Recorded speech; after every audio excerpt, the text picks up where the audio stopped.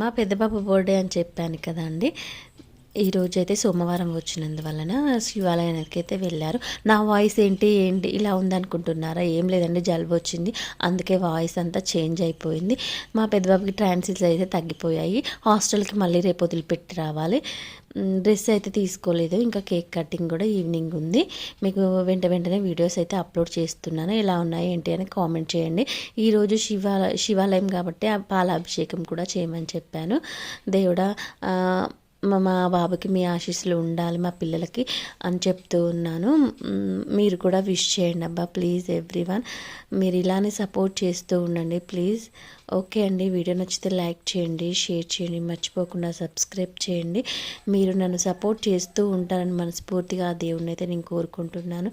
Okay అండి, ఇంతటితో ఈ చిన్న వీడియోతో మీతో షేర్ చేశాను. బాయ్ అండి, మరొక వీడియోతో ఉంటాను. నేను మీ శైలజ.